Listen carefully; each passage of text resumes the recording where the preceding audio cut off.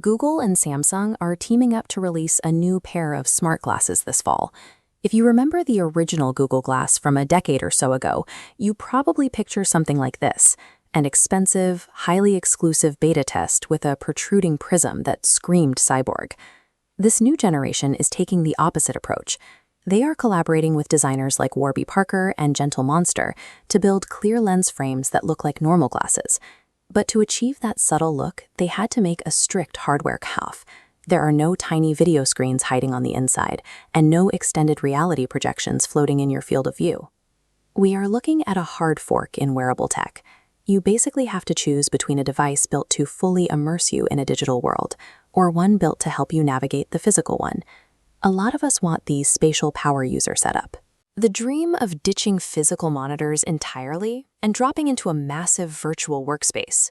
But putting $4,000 of cutting-edge tech inside a heavy, opaque shield like the Apple Vision Pro usually ends the same way. It gets uncomfortable, you feel totally isolated from the room, and it quickly turns into a very expensive paperweight. We can map the core wearable trade-off: physical friction versus digital immersion. The Vision Pro sits top right: massive immersion, heavy friction. Standard earbuds sit bottom left: low friction, audio only. These new glasses target the bottom middle: more environmental context, nearly identical weight. Direct. Getting high visual immersion today requires dealing with unbearable physical weight. These new glasses are making a direct bet that you will choose zero friction over visual power. Constantly looking down at a smartphone to read emails or check maps causes actual neck strain and headaches for a lot of people. To figure out if these new glasses solve that problem for you, let's run them through a simple matrix: input, outcome, and trade-off. The first input is the hardware design itself, choosing a clear, screenless frame. The outcome is a device you can wear comfortably all day. You keep your peripheral vision, you can safely wear them while driving at night, and you keep your head up instead of hunched over a screen. The trade-off is steep. You give up visual multitasking entirely. You won't be watching YouTube videos or playing games on these lenses. You are trading away digital entertainment capability to gain uninterrupted physical awareness and a healthier posture. These glasses are also built around Gemini Live. They have a constantly active camera lens and microphone combination that analyzes whatever you're looking at. If you are traveling in a foreign country, you can look at a restaurant menu or a street sign, and the glasses will translate it into your ear. They can give you turn-by-turn walking directions through a city without forcing you to pull out a map and mark yourself as a tourist. Back on our matrix, the second input is leaving that camera in Gemini Live active. The outcome is frictionless travel assistance and a better understanding of what's right in front of you. The trade-off? Because the processing relies on your smartphone, your phone's battery will drain much faster. Plus, you'll be walking around with an active forward-facing camera, which understandably makes people around you nervous. The cost of having an invisible digital assistant whisper in your ear is the visible social friction it causes everywhere you go.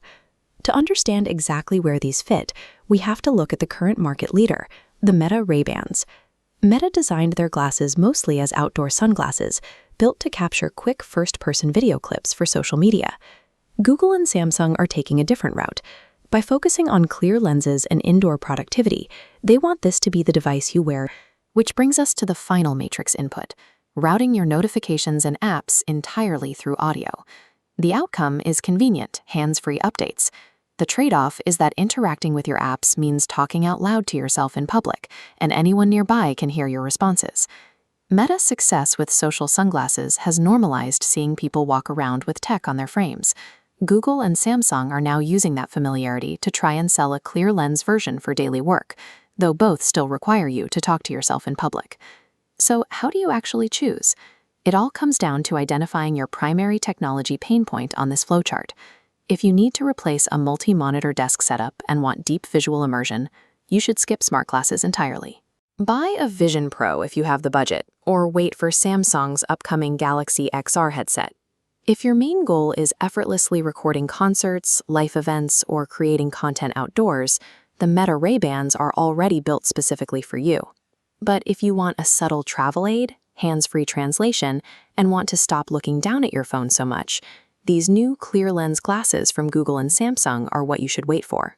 Buy the wrong form factor for your specific lifestyle, and you're just buying an expensive gadget that will live in your desk drawer. Heavy, isolating headsets are hitting a wall of physical discomfort that these lightweight frames avoid. These glasses change the way we use information, allowing you to interact with data while maintaining direct eye contact with the world around you. For this Google and Samsung collaboration to actually succeed, the technology has to become effectively invisible. The most successful wearable won't be the one with the most powerful screens, but the one that disappears into your daily routine,